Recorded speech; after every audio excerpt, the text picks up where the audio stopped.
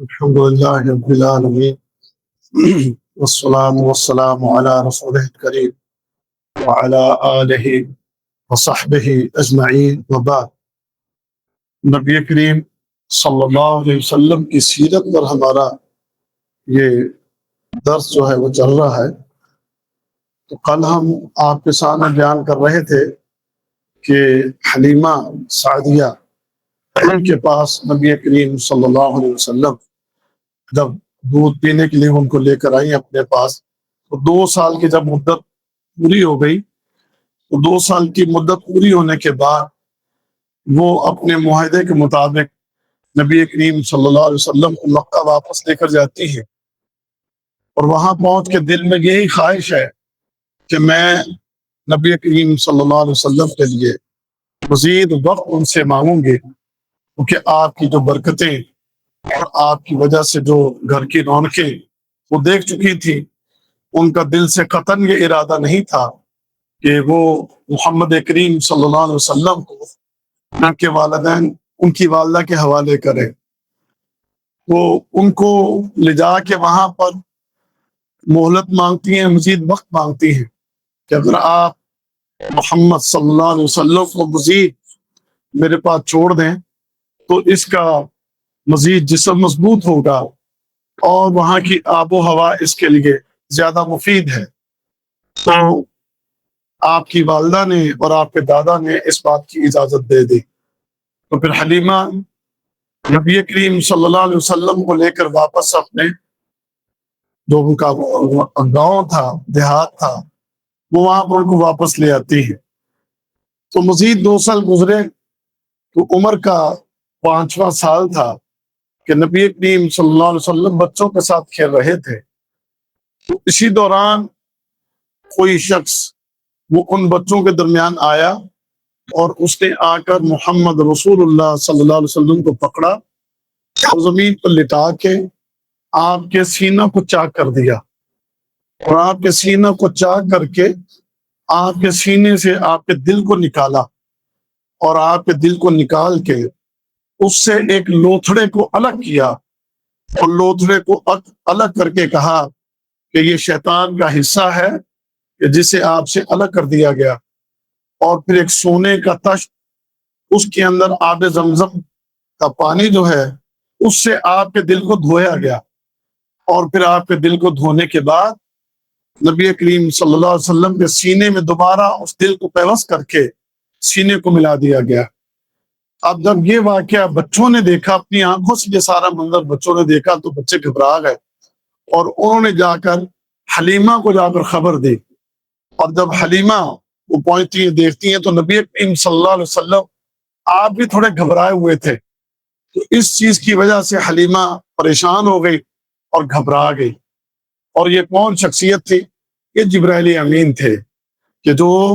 نبی کریم صلی اللہ علیہ وسلم کے پاس آپ کے بچپن میں آپ کے اس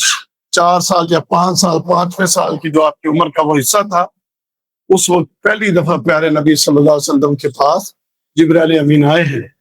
اور ایک انسانی شکل میں آپ آئے ہیں. تو اس وقت انہوں نے یہ سارا عمل کیا تھا. تو پھر اس کے بعد حلیمہ اس واقعہ کو دیکھ کر گھبرا گئی، تو پیارے نبی صلی اللہ علیہ وسلم کو لے کر مکہ میں چلی جاتی ہیں اور جا کر آپ کو آپ کی والدہ کے سپرد کراتی ہیں. اس کے بعد پھر نبی کریم صلی اللہ علیہ وسلم کی بقیہ زندگی تقریباً 2 سال مزید آپ کی والدہ کی آغوش میں گزرتے ہیں. آپ کی والدہ جب آپ کی عمر 7ویں سال میں تھی تو آپ کو اور اپنی خادمہ ام ایمن کو لے کر اور ساتھ اپنے سسر عبد المطلب کو لے کر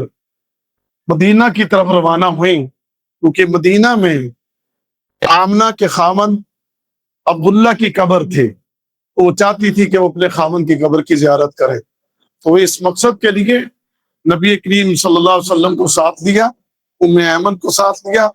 اور عبد المطلب کی سرپرستی میں یہ وہاں پر روانہ ہوئی. تقریباً 1 ماہ مدینہ کے اندر رہیں، اور 1 ماہ رہنے کے بعد واپسی کا سفر شروع کیا. تو مدینہ سے تقریباً 80 کلومیٹر آگے آ کر مکہ کی طرف ایک جگہ ہے ابوا. تو اس ابوا کی جگہ، ابوا جو ہے وہاں پر آ کر راستے میں پہلے ان کی طبیعت کچھ خراب ہو گئی تھی والدہ کی، آمنہ کی، لیکن اب وہاں پہنچ کے آمنہ کی طبیعت مزید خراب ہو گئی اور اس کے نتیجے میں آمنہ کی وفات ہو جاتی ہے۔ اب اس وقت کیا منظر ہوگا کہ نبی کریم صلی اللہ علیہ وسلم کی عمر مبارک ابھی صرف 7ویں سال میں ہے، اور اس سے پہلے آپ کا والد جسے آپ نے دیکھا نہیں تھا، اور ماں کی گود میں بھی یہ 2 سال ہی گزارے ہیں، تو اب ماں بھی جو ہے وہ بھی رخصت ہو گئی۔ تو عبد المطلب نے اپنے اس یتیم پوتے کو لیا اور لے کر واپس اپنا مکہ میں پہنچ گئے۔ اب عبد المطلب نے اپنے اس پوتے کی دیکھ بھال اور ان کے ساتھ پیار محبت کا معاملہ اتنا کیا کہ اتنی محبت اپنی پوری اولاد اور اپنی پوری اولاد میں سے آگے جو ان کی اولاد کے ساتھ اتنی محبت نہیں کرتے تھے کہ جتنی محبت عبد المطلب نے محمد رسول اللہ صلی اللہ علیہ وسلم کے ساتھ کی۔ جیسے مفسرین بلکہ جنہوں نے یہ تفسیر کی کتاب نہ آپ نے سیرت کی کتابیں جنہوں نے لکھی ہیں، سیرت نگار کہتے ہیں کہ نبی کریم صلی اللہ علیہ وسلم کے علاوہ جو عبد المطلب کے بیٹے یا عبد المطلب کے بیٹوں کی آگے اولاد پوتے، ان میں سے کسی کی اتنی جرت نہیں ہوتی تھی کہ وہ عبد المطلب کے قریب آ کر بیٹھے، یعنی ایک اس کی ہیبت تھی اپنی اولاد کے اوپر۔ اور پرانے زمانوں میں بزرگوں کی اسی طرح ہیبت ہوا کرتے تھے۔ اسی طرح ہمیں یاد ابھی تک ہمارے والد صاحب جناب وہ ایک بار تھوڑا جہاں ہو دینا ویسے تو پریشان کے بہ جانا، اپنی تو ضرورت نہیں ہوتی تھی کہ بھی نیڑے ہو کے کچھ اچھی گل بھی کر دی، اتنا ڈر ہوتا تھا والد کا اور اتنا خوف ہوتا تھا، ایک ہیبت ہوتی تھی اس وقت والد کی۔ آج تو وہ والدین کی وہ ہیبت ہی نکل گئی نا، تو بچے جناب اپنے والدین کو تو اپنا غلام اور نوکر سمجھتے ہیں اور بڑی بدتمیزی کے ساتھ اپنے والدین کے ساتھ بات کرتے ہیں۔ تو یہ ایک بڑا خوفناک دور آ گیا، یہ جو دور آ نہیں ہے، اور بلکہ میں تو اب یہ دیکھتا ہوں بچے اپنے ماں باپ کو یار، ماں نو بھی یار، پیو نو بھی یار، یہ اس حد تک بدتمیزی ہمارے بچوں میں آ گئی، اور یہ بدتمیزی ہمارے ماں باپ نے خود اپنے بچوں کو سکھا دی ہے۔ بچے کے منہ سے اس چیز کو سن کے خوش ہوتے ہیں کہ پیو پتر نے سانو یار آکھیا ہے۔ اللہ کی بندو، باپ باپ، ماں ماں، یار کتوں ہو گیا پیو تو یار کتوں ہوگی ماں۔ یہ آج بدتمیزیاں ہم نے خود اپنی اولاد کو سکھا دی، اور یہ آج کی اولاد بدتمیز اولاد ہو چکی۔ اولاد کی تو جرت نہ ہو کہ اولاد کی آواز باپ کے سامنے معمولی سی بھی آواز اونچی ہو جائے، کیونکہ اللہ نے منع کیا ہے اس چیز سے، وَلَا قُلْ لَهُمْ اُفٍّ وَلَا تَنْهَرْهُمَا وَقُلْ لَهُمَا قَوْلًا كَرِيمًا وَاخْفِضْ لَهُمَا جَنَاحَ الذُّلِّ۔ دیکھیے اللہ کا قرآن پڑھیں یار، کبھی اللہ کا قرآن پڑھا کریں اور دیکھیں کیا انداز اللہ نے اختیار کیا۔ فرمایا اپنے ماں باپ کو کبھی اف تک بھی نہ کہنا، اور اپنے ماں باپ کو کبھی ڈانٹنا بھی نہ، اور اپنے آپ کو اپنے ماں باپ کے سامنے جھکا کے رکھنا، اور جب بھی ماں باپ سے بات کرنا تو بڑی ٹھنڈی بات کرنا کہ تیری بات سے تیری ماں باپ کے سینے میں ٹھنڈ پڑ جائے۔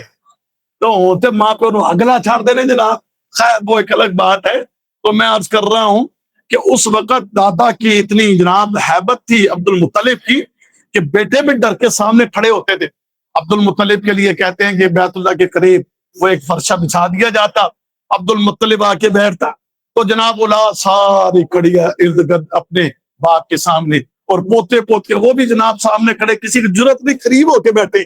لیکن ایک محمد کریم کے بارے میں عبد المطلب کہتے اس کو میرے پاس آنے دو اور اس کو میرے پاس بٹھا دو، کیونکہ اس کا چہرہ اور جناب یہ جیسی بابرکت شخصیت ہے، اس کو دیکھ کر جو ہے نا وہ ہمارا تو روح، ہماری تو جو ہے نا ہمارے سینے میں ٹھنڈ پڑتی ہے۔ تو عبد المطلب محمد کریم کو اپنے قریب اپنے پاس بٹھایا کرتے تھے۔ ٹائم ہی دیکھنا ہوتا ہے۔ تو پیارے بھائیوں، محمد رسول اللہ صلی اللہ علیہ وسلم کی عمر مبارک 8 سال ہوئی تو عبد المطلب کی بھی وفات ہو جاتی ہے۔ یہ ایک اور شان ہے۔ اب یہاں میں ایک اور بات آپ سے کرنا چاہتا ہوں، اللہ کی قسم جو عظیم شخصیات ہوتی ہے نا، اللہ تعالیٰ بچپن سے ہی ان کو آزمانا شروع کر دیتا ہے، جن کے آنے والے وقت کہ جن کو اللہ نے آنے والے وقت میں عروج دینے ہو، اور آنے والے وقت کے اندر اللہ تعالیٰ نے جن کو عزتیں دینی ہو، اللہ تعالیٰ نے آنے والے وقت میں جن سے کوئی بڑے کام لینے ہوں، اللہ بچپن سے ہی ان کو اس قسم کی آزمائشوں، تکلیفوں، مصیبتوں میں ڈال کے تیار کرتا ہے۔ اور پھر جو کوئی بھی ایسے حالات و واقعات کے اندر اپنے آپ کو مضبوطی سے قائم رکھے تو پھر اللہ ایسے بندوں کے اجر کو ضائع نہیں کرتا، اور ان کی شخصیات کو اللہ رب العزت کبھی نیچا نہیں ہونے دیتا، اللہ ان کو بلندیاں ہی عطا فرماتا ہے۔ اور پھر یہ تو وہ شخصیت تیار ہو رہی ہے کہ جس شخصیت میں پوری دنیا کو جناب لیڈ کرنا ہے، اور پوری دنیا میں رہتی دنیا تک قیامت تک جس کے نام کو بلند ہونا ہے، یہ تو وہ شخصیت ہے۔ اس لیے آپ کے اوپر جو آزمائشیں آئیں اور جو تکلیفیں آئیں وہ اس قسم کی کہ جس کو دیکھ کر سن کے انسان کے رونگٹے کھڑے ہو جاتے ہیں۔ اسی لیے پیارے نبی صلی اللہ علیہ وسلم نے اپنی زندگی کے آخری ایام میں فرمایا تھا کہ جیسی آزمائشیں، تکلیفیں، پریشانیاں میرے اوپر آئی ہیں، ایسی آزمائشیں، تکلیفیں اس نسل انسانی میں کسی کے اوپر نہیں آئی۔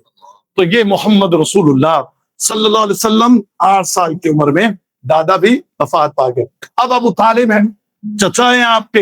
اور ابو طالب کے لیے عبد المطلب نے وصیت کی تھی کہ میرے بعد اس میرے پوتے کا خیال رکھنا ہے تو تمہیں خیال رکھنا ہے، تمہیں اس کی تربیت پرورش ساری تیرے ذمہ ہوگی۔ تو ابو طالب اس لیے بھی کہ وہ عبداللہ کے سگے بھائی تھے، دونوں کی ماں بھی ایک تھی اور دونوں کا باپ بھی ایک تھا۔ تو ابو طالب نے پھر